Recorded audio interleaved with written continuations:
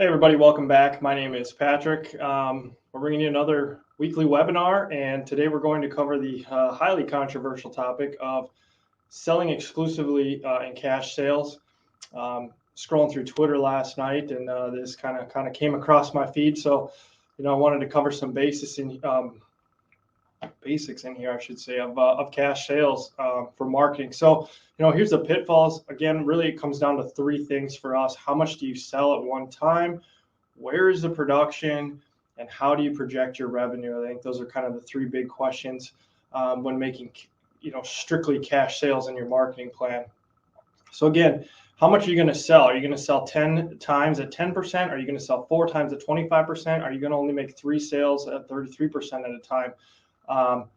That's a lot to take in. You're looking at either small incremental sales or obviously trying to take big chunks of the market. But ultimately, when it comes down to the mentality of it, every sale becomes stressful. What if the market goes up from here? What if it goes down from here? What's going to happen with basis? What about my corn crop? Or if I'm selling corn, what about beans? There's so much going on mentally when you're looking at trying to make cash sales only.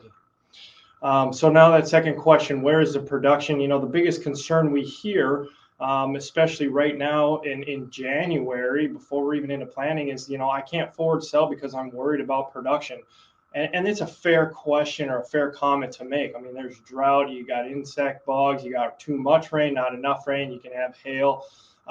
Guys don't want to be buying back contracts. And a lot of that has to do with, and I think it comes along with when you're focused solely on making cash sales, it is very hard to do that when you don't have production. But on the flip side, we have to be honest with ourselves, and usually the best time to market is when there is the most uncertainty. So again, it's tough mentally when you're trying to make cash sales. How do you project your revenue? And again, this comes back to how many times you're going to sell, what price, what's the yield going to be, and then are you going to have the discipline to make decisions? Let's say today we've got December corn futures at $6. It's at $5.90. We're going to use 6 for a round number. You sell your 25,000 bushels. Maybe the market goes down from here. I don't know. I don't know if the market's going to go up from here. But the point is, are you going to be disciplined to sell at $5.75, $5.55? If the market falls to $5.75, are you going to be saying, well, when it comes back, I'm going to make this sale at $5.80 if it comes back? What if it never comes back? So you can see here, and again, on the other side, if the market goes up, we always hear, well, I sold too early. There's a wide spring on potential revenue. And like I said, going back to the main point, frankly, we don't know which way the markets are going to go. So it can be really hard to project potential revenue.